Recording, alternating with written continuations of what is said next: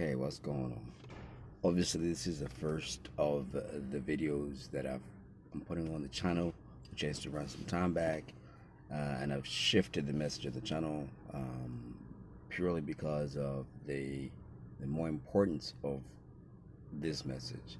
So it's now Zambia to the world. Why? Because I'm Zambian, so I feel like it needs to be important that I reach out to my fellow Zambians or fellow Africans because we're similar. Right now, I'm in Australia. I lived in Australia for about since '97, and I left Australia '97. I was 15 that year, and I left Australia when I was 38. So for the last 2 years, I've been living in Zambia. That's why I feel like the channel needs to go that direction to just show the difference. I come here to visit. I got a daughter here. I come here to visit. So right now I'm visiting my daughter. But what's the point of this message? I think it's sad that when I meet Zambians here in Australia, in the UK, in the United States, because I travel, when I meet them, there's this ideology that home is not good enough. Like, here in the West is where it's at. And yet I got some people who have other ethnic backgrounds, maybe white people or Chinese, who rush to Zambia because they can see the opportunities. And I move back because I see the opportunities. And we know that the opportunities are there because most of you are slaving away in your jobs here in the West.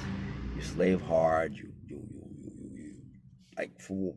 Yes, you work hard, you get different skills and everything else. But I think that it's high time that we take those skills and transfer them to our homelands, whether it's Zambia, Botswana, Malawi, wherever, you know, transfer because here you're never truly respected. And y'all know this. As long as you're carrying the skin tone right here, there's always that element. No matter how fluent you are, no matter how much money you're making, you won't get your Negro wake up call. You will. I've been here long enough. I've schooled here somewhat, some part.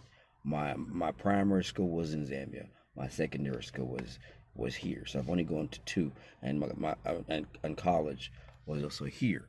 So it's very important that we invest back home by going back and starting things. We are good at hustling, and we know better now because we can speak both languages. We can speak our language. We can speak the Western language. So this message is more importantly trying to encourage those people who have traveled to change the situation of the perception. Like, don't be just here in the West, bust your ass so hard and not really taking some of the resources back home in a real way. Buy a farm. I bought a farm. That's what I'm doing. It's not just any other farm. It's by the roadside. Bring the experience that you brought. Change our people because right now we're getting the same old, same old. People leave, the skills leave, and then they complain about back home. So I'm trying to encourage people so young people can also be inspired. Yes, you can come to the West and then get the experiences and head back. You can come visit because money can be made. It's just sad that I see the Chinese people running crazy, even in the villages back home. And yet, very affluent Zambians, Africans, and even in general, just here and almost hating back home.